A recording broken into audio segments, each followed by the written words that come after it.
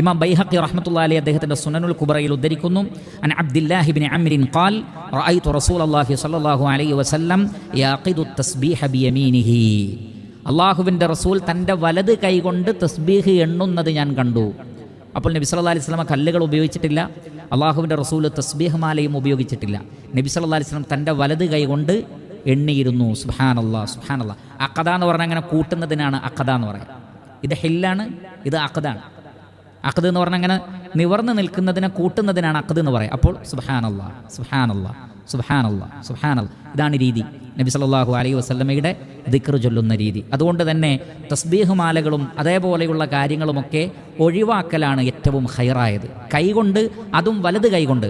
അവിടെ നോക്കുക, ചില ആളുകൾ ഇടത് കൈകൊണ്ട് എണ്ണുന്നത് കാണാം.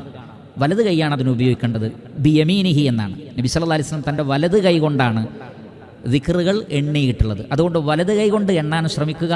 മറ്റു യന്ത്രങ്ങളും തസ്ബീഹ് മാലകളും ഒക്കെ ഒഴിവാക്കുക. കൈകൾ കൊണ്ട് തന്നെ എണ്ണാൻ ശ്രമിക്കുക. എന്നാൽ ചില പണ്ഡിതന്മാർ പറഞ്ഞു, എണ്ണത്തിന് പ്രാധാന്യമുള്ളതുകൊണ്ടും എണ്ണം കൃത്യമായി തിട്ടപ്പെടുത്തുന്നതിൽ ഓർമ്മക്കുറവുള്ള പ്രായമെത്തിയ ആളുകളോ അല്ലെങ്കിൽ ആ നിലക്ക് തീരെ ഓർത്തെടുക്കാതെ എപ്പോഴും വസ്വാസ് തന്നെയുള്ള ആളുകൾക്കോ തസ്ബീഹ് മാല പോലെയുള്ളതോ മറ്റോ ഉപയോഗിക്കുന്നതിൽ തെറ്റില്ല.